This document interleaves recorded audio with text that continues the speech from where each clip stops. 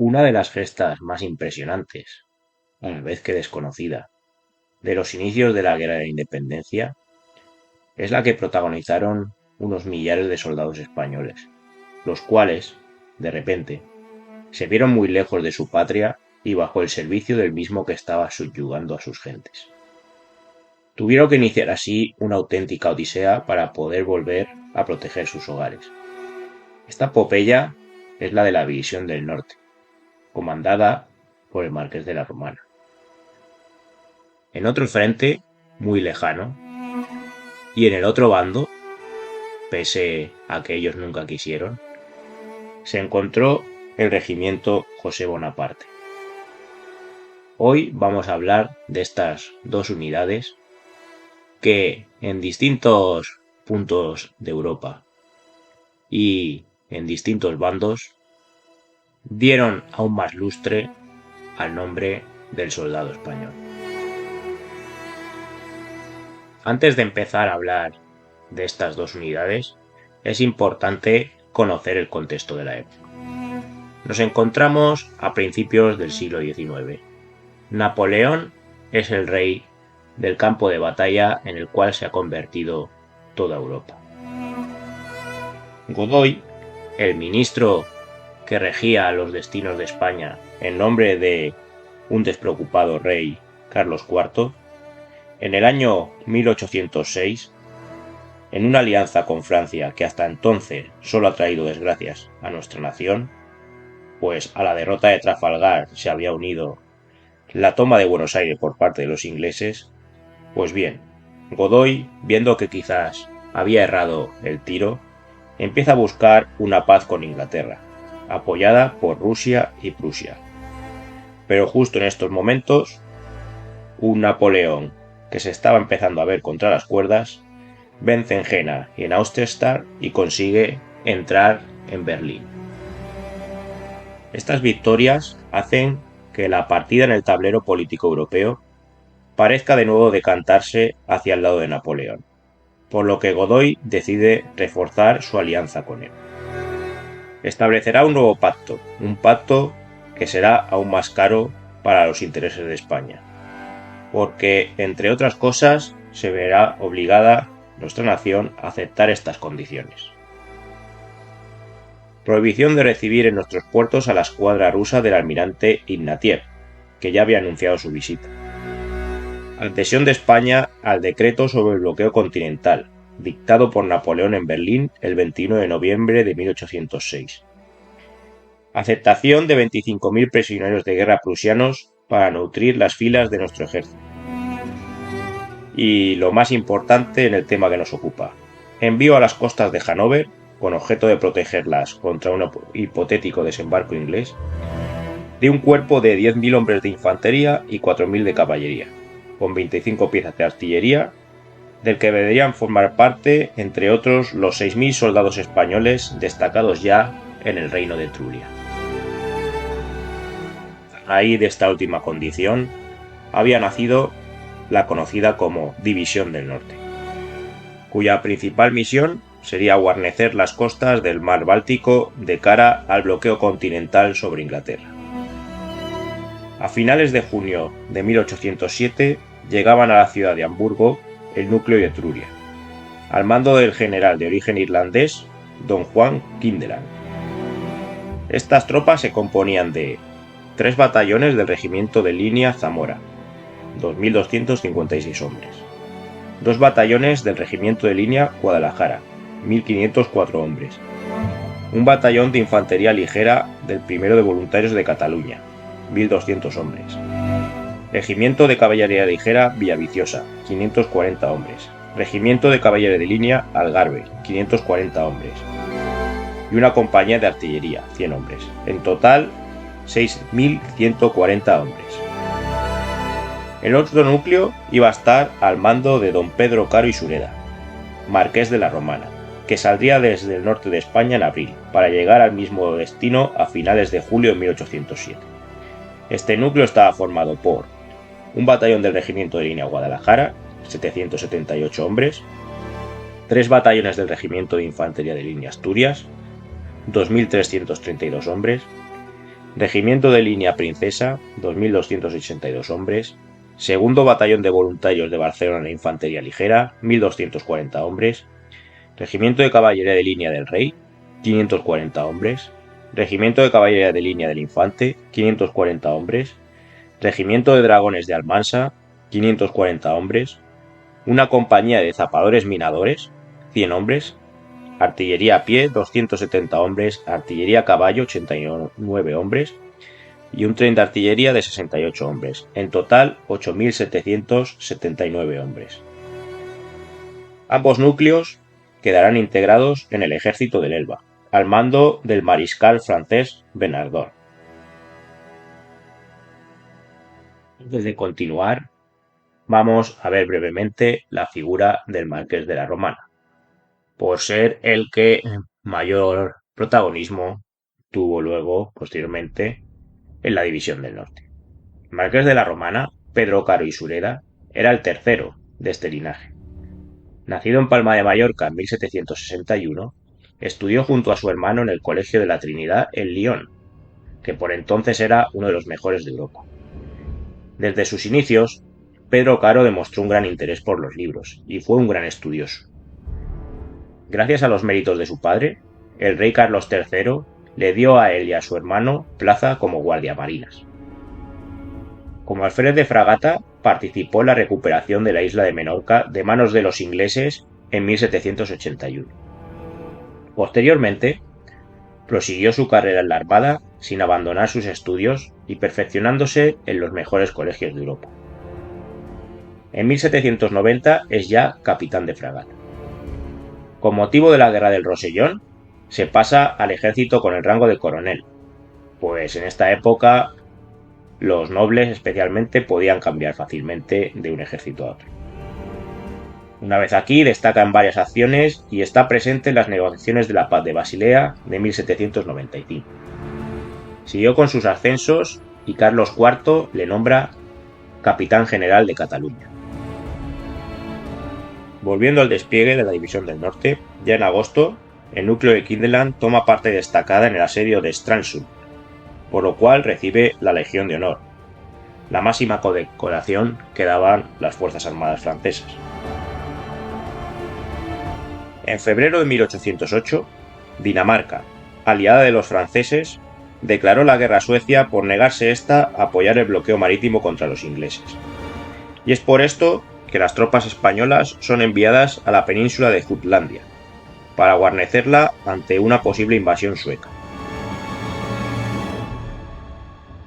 Es importante destacar que, frente a la forma de comportarse de los otros soldados del gran ejército francés, belgas y los propios franceses, que lo hacían como auténticas tropas invasoras, los soldados españoles dejaron una imagen muy positiva en el recuerdo de los daneses, tanto por su trato cortés y amistoso con la población, como por su idiosincrasia natural.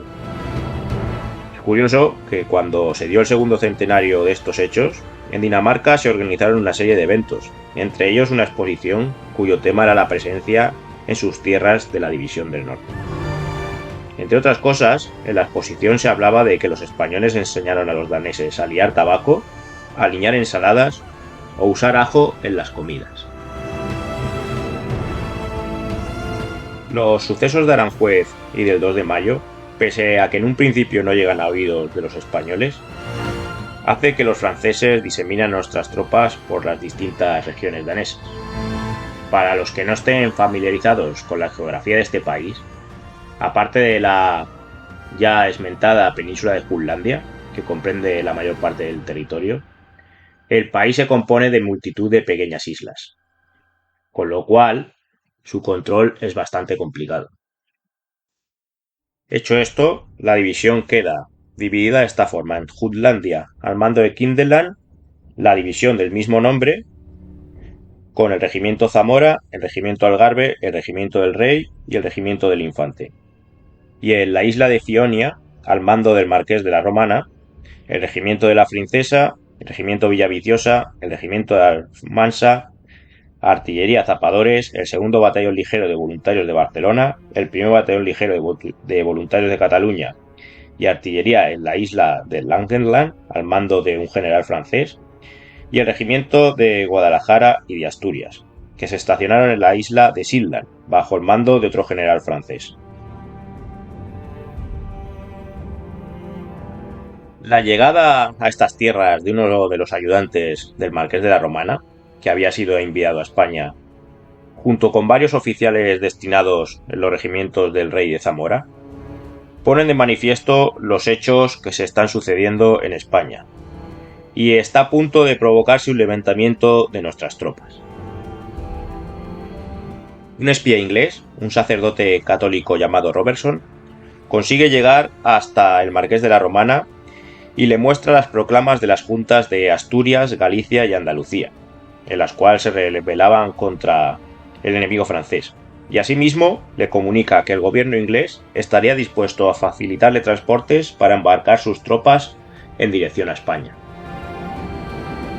Con excusa de una revista de inspección, el Marqués de la Romana ordena la concentración de las tropas españolas en la isla de Fionia, para desde allí poder embarcar hacia España. Sin embargo, recibe órdenes y se ve obligado en un primer momento a jurar fidelidad a Napoleón, algo que hace solo para ganar tiempo mientras idea un plan para concentrar a las tropas.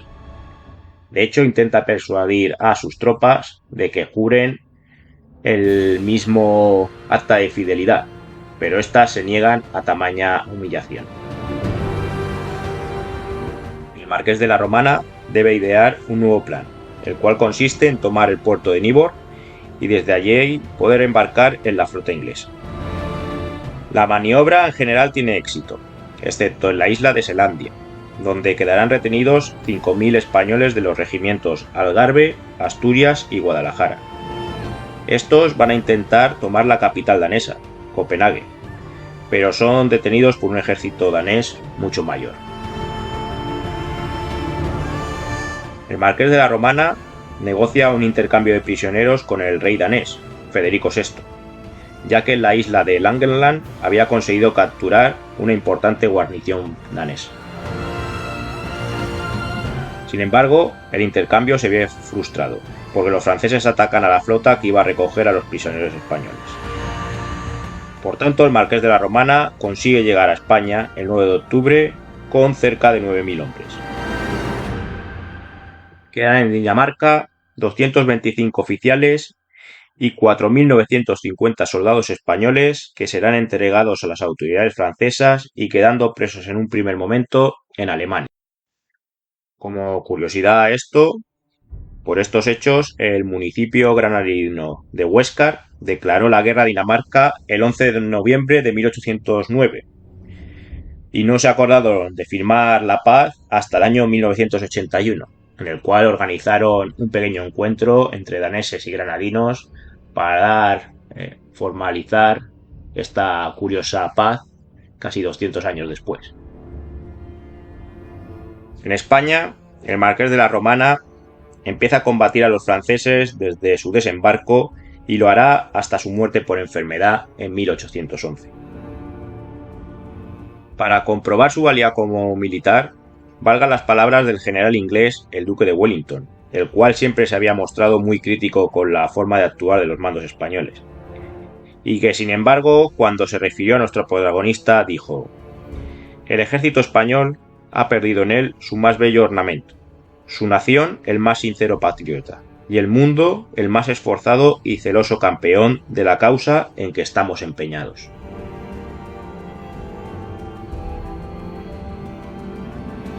Lejos de allí, tras haber visto esta odisea para llegar a España de nuestras tropas, empezaba otra en nada menor. Era la odisea de aquellos que no habían podido retornar a su patria. De entre los oficiales que se habían quedado en Dinamarca, uno fue el propio Kindeland, el cual recibe el encargo de reclutar entre los prisioneros un regimiento de voluntarios a cambio de la libertad. Como dijimos en principio, Kindeland era hijo de un militar de origen irlandés que se había incorporado al ejército español. Desde los 10 años fue ya cadete de infantería y con tan solo 20 ostentaba el grado de capitán en nuestro ejército. 2 años después, en 1802, ya era general de brigada. Hasta que llegó al episodio en el que estamos narrando cuando se creó la División del Norte. Como decíamos, a cambio de su libertad aceptaron entrar en el ejército francés. De todos los que había, aceptaron 4.155, con la clara idea, en general, de escapar en cuanto pudieran. Napoleón, que se sospechaba estas intenciones, en un primer momento los emplea solo en tareas de fortificación y siempre en lugares alejados de España. El regimiento estaba compuesto por 5 batallones de infantería, de los cuales 4 eran de guerra y 1 de depósito. Cada batallón tenía 4 compañías de fusileros de línea, una de granaderos y otra de infantería ligera.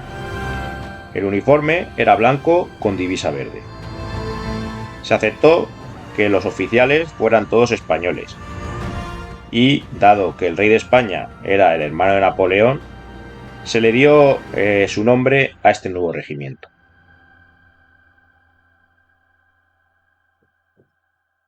Su estandarte llevaría los colores de Francia, pero con el escudo de ese rey que nos había impuesto Napoleón. En septiembre de 1810, todo el regimiento estaba fuera del territorio francés. El depósito en Maastricht, junto al 3er batallón, el segundo en Amberes, el primero en Mantua y el 4 en Alessandria. En abril de 1811, los batallones segundo y tercero, comandados por Kindelán y Davout, son incorporados al ejército de observación del Rin, incluidos en la segunda división del ejército de Alemania. Es interesante resaltar esta nota que Napoleón envió al mariscal responsable de este ejército. Os envío 2 hermosos batallones españoles con un general. Sin embargo, tened cuidado de no ponerlos en la vanguardia ni en plazas fuertes de primer orden. Kindelán cayó enfermo, por lo cual el mando del regimiento pasa a manos de Schuster, pero por motivos lógicos. Ya que el primero y el segundo estaban en Italia, su mando efectivo fue sobre los destinados en Alemania. El segundo regimiento, comandado por Ramón Ducer, el primer regimiento comandado por Ramón Ducer y el segundo comandado por Rafael de Llanza, el cual fue inmortalizado en un hermoso cuadro del insigne pintor Augusto Ferrer Dalmau. Mientras que los destinados en la península itálica, el primero estará liderado por el hijo de Kindelán y el cuarto por Alejandro O'Donnell. En 1812, Napoleón ordena invadir la enorme Rusia con 600.000 hombres, la conocida como Gran Armée, donde más de la mitad de los soldados no son franceses. Las 2 partes del regimiento José Napoleón fueron enviados a unos 250 kilómetros de distancia, el primero y cuarto encuadrados en la división Brouchet del cuarto cuerpo, mientras que el resto de los hombres en la segunda división Friant del primer cuerpo de ejército. El 24 de junio, tras la toma sin lucha de Vilnius, se dan los primeros intentos de fuga por parte de los españoles, pero son descubiertos y se fusila a los cabecillas. El 7 de septiembre tiene lugar la famosa batalla de Borodino, y los españoles destacarán allí en el flanco izquierdo, donde la caballería enemiga que había destrozado a un regimiento francés es detenida por estos sin sufrir ni una sola baja. Se inicia la persecución tras las fuerzas rusas y el 14 de septiembre los españoles son los primeros en entrar en Moscú. Tras los incendios en la capital rusa, Napoleón ordena la retirada, destinando a los españoles al sitio más peligroso, la retaguardia, donde bajo el mando del mariscal Ney deberían aguantar los continuos ataques de los cosacos, entre otras penurias. Destacada fue su actuación a la hora de romper el cerco de 40.000 rusos cerca de Krasnoy. Estos son los hechos que se relatan de manera ficticia en la hermosa obra de Arturo Pérez Reverte, La sombra del águila. Aunque esta posición en el despliegue les costó muchas bajas a los españoles, también permitió que por fin algunos pudieran desertar con éxito, y unirse a las fuerzas rusas. En total fueron unos 400 hombres. Con estos, el zar de Rusia creó el Regimiento Imperial Alejandro. Dicho regimiento recibió sus banderas el día 19 de julio de 1813, en recuerdo de la batalla de Bailén, por decisión del propio zar y con la clara intención de homenajear a sus nuevos soldados. Tras la retirada de la Gran Armée, tan solo llegan a Alemania 110 soldados y 4 oficiales. Con ellos, y los 1.200 hombres del batallón de reserva, el hijo de Kindelán reorganiza el regimiento con tan solo 2 batallones. Aunque no volvió a primera línea, el regimiento destacó en las batallas de Lützen y Bautzen, donde 5 españoles fueron condecorados con la Legión de Honor. El 25 de noviembre de 1813, el regimiento fue disuelto, pasando sus hombres a formar parte de un regimiento de obreros comandado por el mismo Kindelán. En estos momentos solo quedaban 150 españoles de la fuerza original. ¿Y qué pasó con el resto? Los aproximadamente 1000 hombres que se habían negado a alistarse pudieron volver a España tras la derrota de Napoleón. Lo mismo sucedió con los supervivientes de los 400 que servían al zar ruso. Peor suerte corrieron estos 150 que aún servían bajo las armas francesas, pues al final de las guerras napoleónicas fueron declarados traidores por el rey Fernando VII, de amargo recuerdo, y algunos jamás lograrán volver a su patria. La guerra de la independencia y las guerras napoleónicas, en general, tienen muchas batallas y muchos héroes, pero hoy hemos querido recordar estos menos famosas para el público en general, pero muy importante para la historia de nuestras armas. Valga hoy este pequeño podcast como homenaje a la División del Norte y al Regimiento José Bonaparte, incluidos los 400 que sirvieron en el regimiento del zar ruso Alejandro. Todos ellos soldados separados de su patria durante más o menos tiempo y que en los peores casos tuvieron que luchar bajo el mando de aquel que había invadido su patria y contando también con distinta suerte. Algunos, después de una epopeya, de una auténtica odisea, con el tiempo pudieron volver a su patria.